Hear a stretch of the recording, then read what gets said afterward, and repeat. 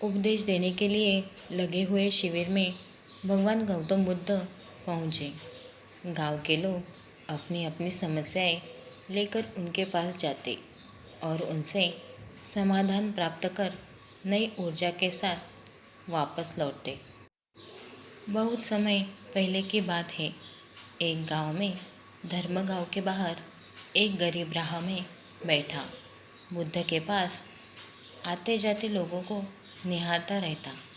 उसने क्या देखा, दुखी चेहरा लिए भारी कदमों से लोग भगवान गौतम बुद्ध के शिविर में जाते और नई ऊर्जा के साथ चेहरे पर खुशी व आनंद लिए वापस लौटते।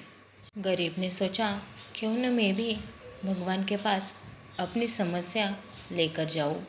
यह सोचकर हिम्मत करके वह भी शिविर की ओर चल देता है।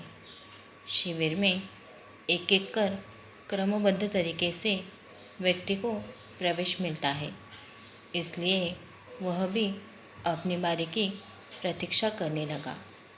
जो कुछ उसने रास्ते में देखा, अब यहाँ उसे साक्षात देखने को मिल रहा है।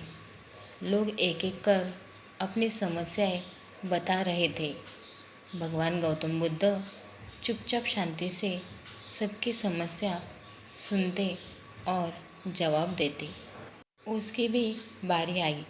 उसने भगवान गौतम बुद्ध को प्रणाम किया और बोला, भगवान, मैं ही गरीब क्यों?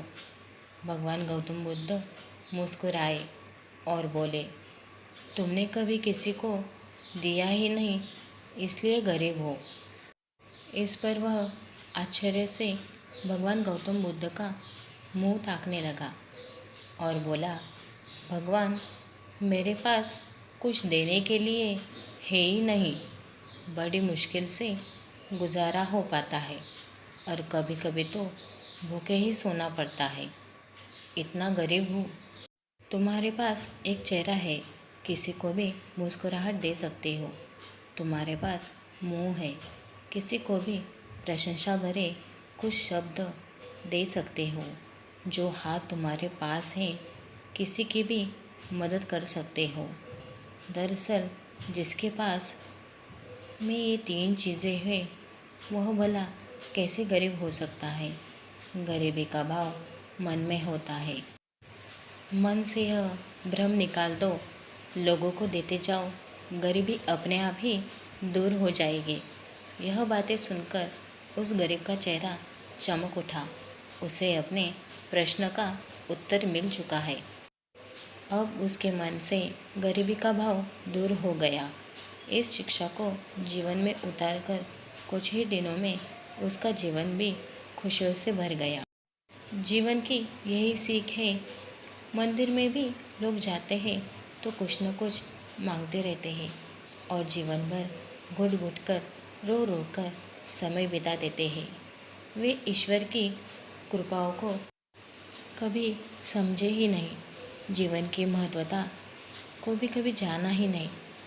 इस पर कबीरदास जी ने बहुत बेहतरीन दोहे कहे हैं। सबके पल्ले लाल है, सभी साहूकार, गांठ खोल परखा नहीं, या विधि रहा कंगाल। यानी सभी के पास ज्ञान है, जो कि ईश्वर की अनमोल देन है, जिसे हम कभी जानने समझने की कोशिश ही नहीं की, इसलिए हम सुख का आनंद नहीं ले पाते। मनुष्य जीवन एक अनमोल अवसर है और विधाता की असीम कृपा का तोहफा है। हमारा सर्वप्रथम यह कर्तव्य होता है कि हम उस पर परमेश्वर की इनायतों को समझें, ईश्वर की कृपा को जानने की कोशिश करें। और इसका सबसे आसान तरीका है खुद को समझना। हमारा अस्तित्व क्या है, हमारा लक्ष्य क्या है, हमारे क्या कर्म है।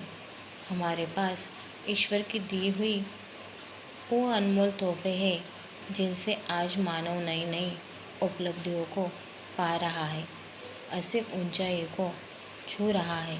बस ज़रूरत है तो सही मार्गदर्शन की।